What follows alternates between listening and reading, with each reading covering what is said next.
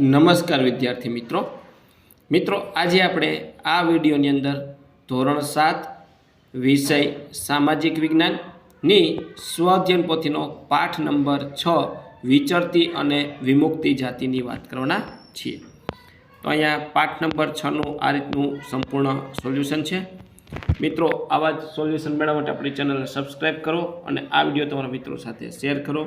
બીજું કે મિત્રો આપણી યુટ્યુબ ચેનલ પર ધોરણ 7ના સ્વઅધ્યયન પોથીના દરેક વિષયના સોલ્યુશન મૂકેલા છે, જે તમને મારી યુટ્યુબ ચેનલ પ્લેલિસ્ટમાંથી મળી જશે।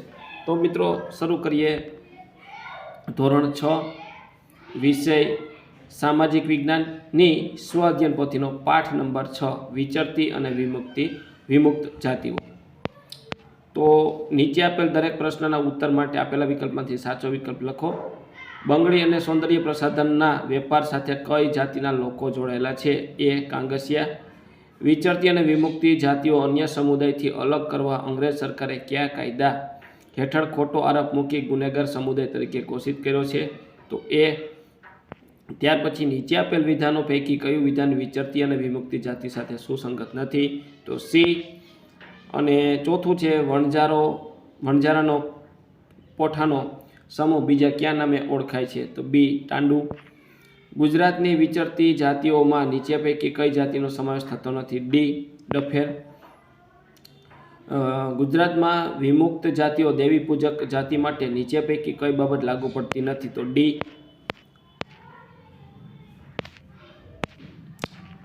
સાતમું, જો તમે જાદુ કરવા દોરડા પર ચાલવું, લાકડી પર ચાલવું એ કરતબ જોઈ શકો? તો એ બી નટ બજાણિયા। ગુજરાતમાં વિમુક્ત જાતિઓમાં વણજારા માટે નીચે પૈકી વિકલ્પ સુસંગત નથી? તો સી।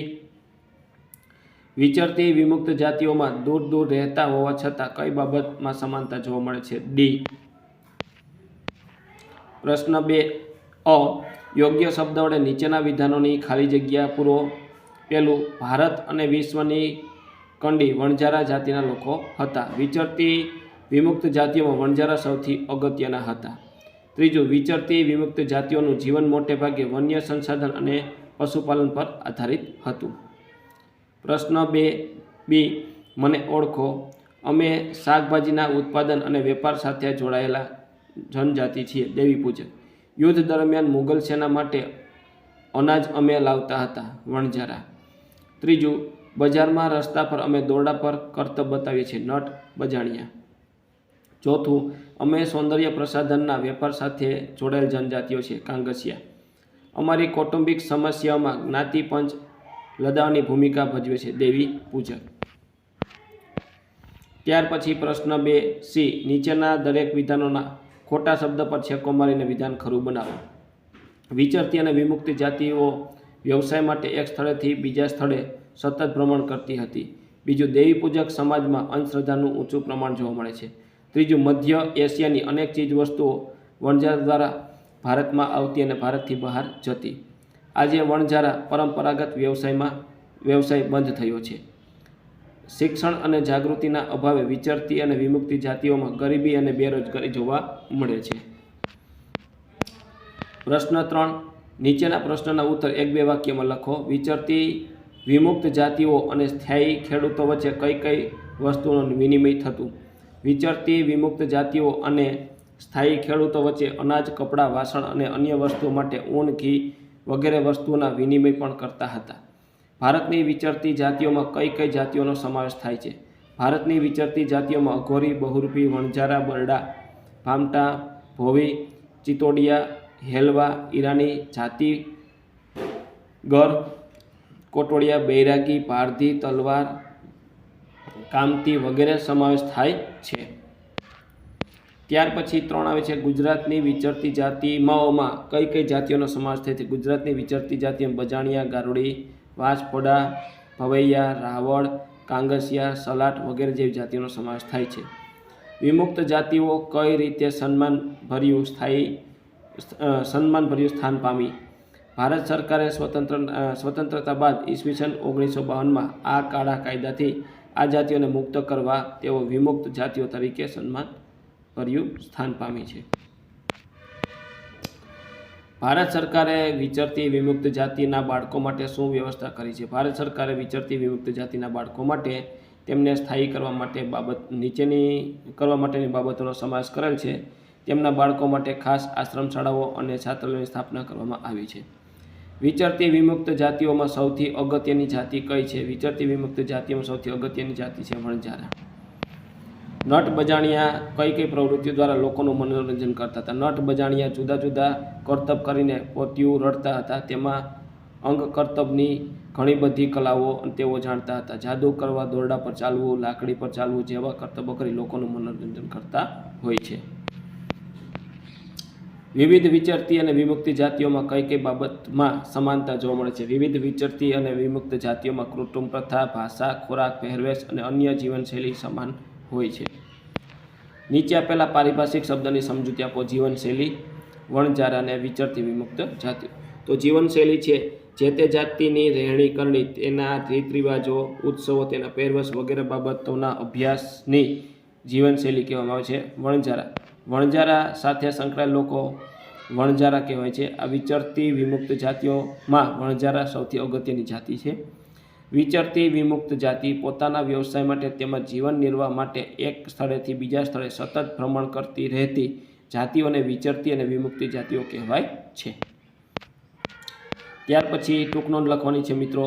તો ગુજરાતની જનજાતિઓ, તો આ રીતની મિત્રો તમે ટૂંક નોંધ લખી શકો છો. ગુજરાતની જનજાતિઓમાં ગુજરાતની વિચરતી જાતિઓમાં બજાણિયા, ગારુડી, ભાજ, ફોડા, ભવૈયા, રાવળ, કાંગસિયા, સલાટ વગેરે જાતિઓનો સમાવેશ થાય છે. તો વિમુક્ત જાતિઓમાં છારા, ડફેર, મિયાણા, વાઘેર, દેવી પૂજક, સંધી વગેરેનો સમાવેશ થાય છે.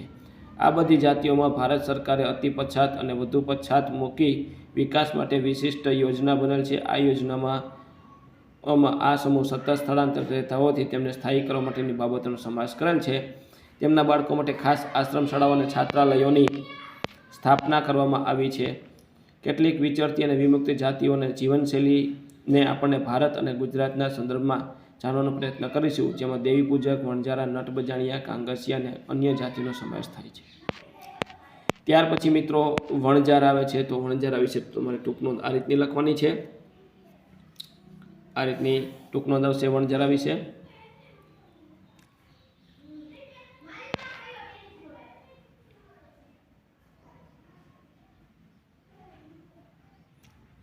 તો આ મિત્રો વણજારા વિશે ટૂંક નોંધ હતી. ત્યાર પછી આગળ વધીએ તો માગ્યા મુજબ કરવાનું છે.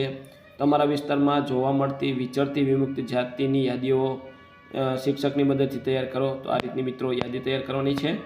આ મુજબ તમારા વિસ્તારમાં દેવી પૂજક જાતિના લોકો રહે છે, તેમનો ખોરાક મોટાભાગે અમારા જેવો જ છે. તેઓ આજીવિકા માટે શાકભાજી અને અન્ય વસ્તુઓ વેચવાનું કામ કરે છે, તેમજ મજૂરી કામ પણ કરે છે. તેમનામાં શિક્ષણનું પ્રમાણ ઓછું જોવા મળે છે. આ સિવાય ગારુડી, વાસ, ફોડા, ભવૈયા, કાંગસિયા, ડફેર, મિયાણા, સંધિ વગેરે જોવા મળે છે.